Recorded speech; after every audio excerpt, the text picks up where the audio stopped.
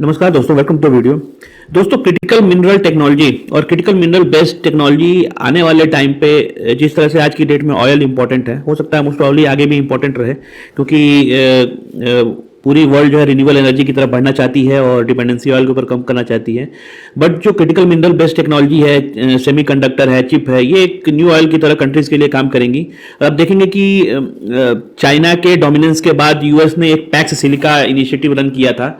आप देखेंगे उसमें न्यूज़ ये निकल कर आ रही है कि जो यूएस एम्बेसडर हैं सर्गियो गौर, बेसिकली आज इन्होंने ये कहा है कि इंडिया को मोस्ट प्रोबेबली जो है इनवाइट किया जा सकता है as a permanent member join करने के लिए। पैक्स सिलिका जो ऑर्गेनाइजेशन है उसको ज्वाइन करने के लिए इंडिया को इनविटेशन मिल सकता है as a permanent member. It is very important कि एज अ परमानेंट मेंबर मिलेंगे, अपॉर्चुनिटी मिलेगी इंडिया को ज्वाइन करने के लिए।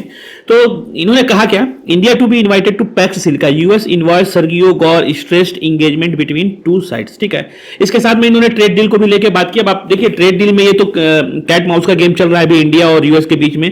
कॉमर्स मिनिस्टर थे यूएस के, उनका कुछ दिन पहले ही जो है इंटरव्यू आया था, उसमें इन्होंने जो ये कहा था कि पीएम मोदी ने फोन नहीं किया ट्रंप को और इसकी वजह से जो है ट्रेड डील फाइनलाइज नहीं हुई।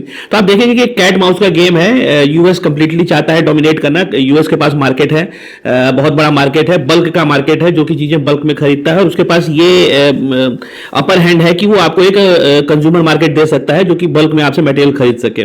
वहीं पे इंडिया के पास ये है कि इंडिया बहुत सारे प्रोडक्ट अपने सप्लाई करता है यूएस में, और इसी चीज का फायदा उठाना चाहते हैं ट्रंप, और उसके अगेंस्ट में वो चाहते हैं कि इंडिया अपना जो एग्रीकल्चर सेक्टर है और डेयरी सेक्टर है उसको ओपन कर दे यूएस के लिए। तो बेसिकली कैट माउस का गेम है, ये आपस में गेम खेल रहे हैं। आपस में क्या यूएस की तरफ से ही चल रहा है कि जो इंटरव्यू था, जो कॉमर्स सेक्रेटरी था उसका हावर्ड लुटनिक का जो इंटरव्यू था, बेसिकली ये माना जा सकता है कि एज अ प्रेशर टैक्टिक की इंडिया के अंदर एक ये इन्वायरमेंट बनाया जाए कि यहाँ गवर्नमेंट के ऊपर प्रेशर बने कि आप जो है बात करिए, और इस तरह से प्रेशर बनेगा कि इंडिया जो है डील के लिए एग्री कर जाए। बट ठीक है, आप देखेंगे कि अभी भी बात चल रही है। उनके कुछ ऑफिशियल्स कहते हैं कि हम बात कर रहे हैं, कुछ ऑफिशियल्स कहते हैं कि नहीं इस वजह से रुक गया। तो लेट्स सी क्या होता है। बट एक चीज बहुत ही अच्छी है कि इंडिया अभी तक झुका नहीं है, अपना एग्रीकल्चर और डेयरी सेक्टर उसके सामने खोलने के लिए रेडी नहीं है यूएस के सामने, और जो हमारे फार्मर्स हैं उनके बेनिफिट को प्रायोरिटी पे रखा गया है। तो बट बेसिकली न्यूज क्या है, न्यूज आप देखेंगे जो पैक्स सिलिका है, पैक्स सिलिका में इन्होंने आज ही बयान आया सर्गियो गौर का। सर्गियो गौर कौन है, तो आपको बता दूं, सर्गियो गौर बेसिकली यूएस एम्बेसडर हैं जो ट्रंप ने अपॉइंट किया है। बट इससे भी ज्यादा इंपॉर्टेंट यह है कि सर्गियो गौर वो आदमी है जिसने जितने भी रेजिस्टेंस थे यूएस गवर्नमेंट के अंदर ट्रंप को अपने स्टाइल में काम करने से रोकने के लिए, उस चीजों को हटाया है, और इसने पूरा जो एडमिनिस्ट्रेशन है वो क्रिएट किया है जो कि कंप्लीटली लॉयल हो ट्रंप के साथ, और ट्रंप के हाँ में हाँ मिलाए। ट्रंप जो भी बोले वो जो भी थिंकिंग हो ट्रंप की उसके अकॉर्डिंग काम करे, और उसको जो है सिस्टम इस तरह से क्रिएट करे कि एज पर ट्रंप की जो बातें हैं उसके थ्रू जो है ट्रंप की जो बातें हैं उस तरह से काम जो है आगे प्रोसीड कर सके अमेरिका में। ठीक है, तो Sergio Gaur is basically important for that only. तो क्या है, Sergio Gaur is the man who created a loyal government for Trump. ठीक है, तो इनका ये बयान आया है कि इंडिया को जो है नेक्स्ट मंथ तक हो सकता है कि अपॉइंटमेंट वो अनाउंस कर दिया जाए कि एज अ परमानेंट मेंबर ये पैक्स सिलिका ज्वाइन कर लें। और ये बेसिकली पैक्स सिलिका, जिनको पता नहीं है, पैक्स सिलिका बेसिकली 2025 में दिसंबर 11 को यूएस ने लॉन्च किया था, और इसमें पार्टिसिपेटिंग कंट्रीज थी जैसे नीदरलैंड हो गया, सिंगापुर हो गया, साउथ ऑफ कोरिया हो गया, और आपका जो है मतलब कि बेसिकली जो कंट्रीज ऑलरेडी जिनका अपर हैंड है, जो कि एक हार्डवेयर मैन्युफैक्चरिंग में अपर हैंड रखती हैं, उनका एक सेगमेंट, उनका एक ग्रुप है, उनका एक ग्रुप है। उस ग्रुप में जो है सेमीकंडक्टर बनाना हो गया, या एडवांस मैन्युफैक्चरिंग हो गया, क्रिटिकल मिनरल की प्रोसेसिंग करती हो, या एआई इकोसिस्टम जिनके पास हो, ये उसका ग्रुप है। ठीक है, तो आप देखेंगे कि दिसंबर 2025 में इसको लॉन्च किया गया था, और इनिशियली में जैसे नीदरलैंड में एक कंपनी है ASML, वो एकलौती ऐसी कंपनी है जो कि पूरे वर्ल्ड में आपको जो चिप के लिए जो वफर्स आते हैं, वो वफर्स नहीं, जो चिप आते हैं वो मैन्युफैक्चर करती है, उसके लिए लेजर मशीन मैन्युफैक्चर करती है ASML। ठीक है, ASML जैसे Singapore based, sorry Netherland based company है, वैसे ही रिपब्लिक ऑफ कोरिया हो गया, जापान हो गया, यूनाइटेड किंगडम हो गया, इसराइल हो गया, ऑस्ट्रेलिया हो गया, ये सब कंट्रीज ऐसी हैं जो कि कुछ न कुछ जिनका कंट्रीब्यूशन है इसमें क्रिटिकल मिनरल के सप्लाई चेन के अंदर, और इन कंट्रीज का ये ग्रुप बना पैक्स सिलिका। इसके अंदर इंडिया को बेसिकली रखा नहीं गया था शुरू में। उनका ये कहना था कि इंडिया जो बेसिकली ये था कि इंडिया जो है नेसेंट स्टेज में है अभी। इंडिया में अगर आप देखा जाए तो इंडिया में इंफ्रास्ट्रक्चर उस तरह से नहीं है कि वहाँ पे क्रिटिकल मिनरल की जो है रिफाइनिंग हो सके। एआई इकोसिस्टम उतना बड़ा नहीं है, वैसे ही मैन्युफैक्चरिंग सेगमेंट उतना बड़ा नहीं है। सेमीकंडक्टर में भी हमारा अभी उतना अपर हैंड नहीं है, स्टिल नेसेंट स्टेज में है। हम लोग बना तो रहे हैं लेकिन वो भी नेसेंट स्टेज में है, और मेजर प्रोसेसिंग कैपेबिलिटी नहीं है। जैसे सिलिकॉन बेस्ड मटेरियल है, उसकी प्रोसेसिंग कैपेबिलिटी नहीं है, तो इसलिए इंडिया को पहले इससे एक्सक्लूड किया गया था। बट ये प्लानिंग हो रही है कि इंडिया को भी इसमें इंक्लूड किया जा सके, क्योंकि इंडिया को देखेंगे आप तो इंडिया एज अ सेगमेंट बहुत ही बड़ा डोमेस्टिक मार्केट है। यहाँ का टैलेंट पूल काफी बड़ा है। इंडिया अभी जो है क्रिटिकल और रॉ मटेरियल के अंदर जो है काफी रिजर्व डेवलप करने की कोशिश कर रहा है। यहाँ पे बहुत सारे जो है इनिशिएटिव्स इंडियन गवर्नमेंट ने चलाए हैं, जिसमें क्रिटिकल मिनरल और रेयर अर्थ मिनरल का जो मतलब खुदाई है, उनका बेस कहाँ पर है, उनको निकाला जा सके अर्थ से और उनको रिफाइनिंग की जा सके। वैसे ही जो डेटा चाहिए एआई इकोसिस्टम को ट्रेन करने के लिए, इंडिया के डिजिटल सर्विसेज जो ऑलरेडी कैपेबिलिटी है, इंडिया की सॉफ्टवेयर कैपेबिलिटी है इंडिया की, वो बहुत ही इंपॉर्टेंट होगी एआई इंफ्रास्ट्रक्चर के लिए। तो इंडिया का पोजीशन भी आने वाले टाइम पे बहुत ही इंपॉर्टेंट रहेगा। और अगर जियोग्राफिक लोकेशन देखेंगे तो जो पैसिफिक के थ्रू जो मटेरियल मूव करता है, आप जो है ये जो मूवमेंट है आप देखेंगे, ये बेसिकली बहुत ही इंपॉर्टेंट है। इंडिया बहुत ही इंपॉर्टेंट रोल है, क्योंकि इंडिया का जो जियोग्राफिक लोकेशन है, ये जो पूरा चोक पॉइंट इंडिया यहाँ पे क्रिएट कर सकता है, यहाँ पे क्रिएट कर सकता है, तो इंडिया का रोल भी आने वाले टाइम पे बहुत इंपॉर्टेंट होने वाला है। और ये जो पैसिफिक, जैसे ये जापान हो गया, जापान हो गया, साउथ कोरिया हो गया, ठीक है, यहाँ से मटेरियल का मूवमेंट जो है ऑल ओवर वर्ल्ड में जो है हो सके, बहुत सारी कंट्रीज जो इन्वॉल्व हैं, ठीक है। तो ये इंडिया का जो लोकेशन है, जो स्ट्रेटेजिक लोकेशन, वो भी बहुत इंपॉर्टेंट है और एक मेजर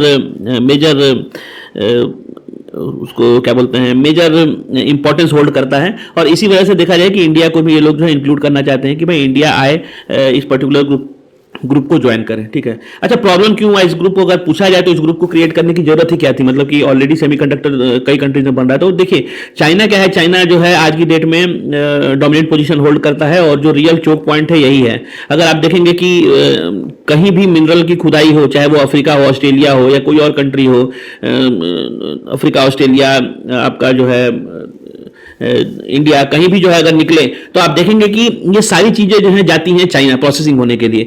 चाइना जो है रेयर अर्थ मटेरियल का लगभग 85 से 90% जो है प्रोसेसिंग करता है पूरे वर्ल्ड में जो सप्लाई होती है। वैसे ग्राफाइट जो है उसका 90+% जो है कंट्रोल चाइना का है। कोबाल्ट रिफाइनिंग हो गया, लिथियम हो गया, मैग्नीज हो गया, मैग्नेट मैन्युफैक्चरिंग, जो परमानेंट मैग्नेट्स आते हैं वो मैग्नेट्स की मैन्युफैक्चरिंग हो गया। तो आप देखेंगे कि पूरा जो प्रोसेस है चाइना का स्ट्रॉन्ग पॉइंट है इसके अंदर, और चाइना जो है मेजॉरिटी होल्ड करता है प्रोसेसिंग में और उसको मैन्युफैक्चर करके देने में। तो एंड टू एंड जो है चाइना का कंट्रोल है, और चाइना इसको जियो स्ट्रेटेजिक प्रेशर की तरह यूज करता है। कभी भी उसको कोई अगर मान लीजिए प्रेशर दिया जाता है तो वो इन सब चीजों की सप्लाई को या तो कोटा बेस्ड कर देता है या रोक देता है, या जो है जो उसकी जो स्पेशलिटी है, उसकी जो इंजीनियर्स हैं उनको अपने पास बुला लेता है। इस तरह से करके जो है चाइना कंट्रोल करता है। तो उसी चीज को काउंटर करने के लिए यूएस चाहता था कि इस तरह की इनिशिएटिव बनाया जा सके जिसमें जो है एक कंट्रीज के पास डोमिनेंस ना हो, और सारी countries as a alternative, as a second route काम कर सके, जो कि इस मतलब सपोज कभी चाइना करता भी है तो जो सप्लाई है वो ना रुके, ठीक है, वो चलती रहे। तो आप देखेंगे कि इसमें होगा क्या, जैसे अभी करंटली आप देखेंगे तो चिप मैन्युफैक्चरिंग और मशीनरी में नीदरलैंड हो गया, जापान हो गया, साउथ कोरिया हो गया, डोमिनेट पोजीशन है। रॉ मटेरियल में अगर देखेंगे तो ऑस्ट्रेलिया और यूएई से रॉ मटेरियल आता है। वैसे ही एआई प्लेटफॉर्म और कंप्यूटिंग सिस्टम में जो यूनाइटेड स्टेट डोमिनेट करता है, लॉजिस्टिक में सिंगापुर करता है। तो हर जगह एक कंट्रीज का डोमिनेंस है इसमें, ठीक है। पैक्स सिलिका का मेन काम क्या है? पैक्स सिलिका ये देखेगा कि ये जो क्रिटिकल जो टेक फ्लो है वो जो है किसी मतलब सिंगल कंट्री के पास जो है डोमिनेंस न रहे, ठीक ना। जो ट्रस्टेड पार्टनर्स हैं, जो ये ग्रुप बन रहा है, इन पार्टनर्स के में कई कंट्रीज के पास मैन्युफैक्चरिंग प्रोसेस हो, कई कंट्रीज के पास प्रोसेसिंग प्रोसेस हो, ठीक है। तो इस तरह से जो है पैक्स सिल्का वर्क करेगा। अगर आप देखेंगे कि करेगा क्या पैक्स सिल्का, तो माइनिंग मल्टीपल कंट्रीज में हो, रिफाइनिंग मल्टीपल कंट्रीज में हो, चिप डिजाइनिंग मल्टीपल कंट्रीज में हो, वैसे ही फैब्रिकेशन मल्टीपल कंट्रीज में हो, पैकेजिंग है, बैटरीज है, एआई का हार्डवेयर है, जैसे परमानेंट मैग्नेट्स बनते हैं, वो जो है मल्टीपल कंट्रीज में हो। तो इसमें क्या है कि चिप डिजाइनिंग है, यूएस में भी बने, यूके में भी बने, इजराइल में, इंडिया में, हर जगह बने। चिप मैन्युफैक्चरिंग है, वो जो है ताइवान, साउथ कोरिया, यूएस में बने। पैकेजिंग, जैसे पैकेजिंग और टेस्टिंग जो है इंडिया, मलेशिया, जो एआई सिस्टम है वो इंडिया में हो सकता है, क्योंकि इंडिया के पास पॉपुलेशन का पावर है। टेक फ्रेंडली जो पॉपुलेशन है वो इंडिया में है। वैसे ही मिनरल माइनिंग अगर आपको देखा जाए तो ऑस्ट्रेलिया, चिली, अर्जेंटीना, अफ्रीका में हो। Refining US, European union, India, Japan में हो। इलेक्ट्रॉनिक असेंबली है वो जो है इंडिया, मेक्सिको, वियतनाम में हो। तो मतलब कहने का मतलब ये है कि जो जो जो चेन है, सप्लाई चेन है, उसको पहले अंडरस्टैंड किया जाए, उसको डाइवर्सिफाई किया जाए, और उसको जो फ्रेंडली कंट्रीज हैं उन फ्रेंडली कंट्रीज के अंदर डिस्ट्रीब्यूट किया जाए, ताकि हर जगह से सप्लाई हो सके, मल्टीपल कंट्रीज के पास मैन्युफैक्चरिंग प्रोसेस रह सके, ठीक है।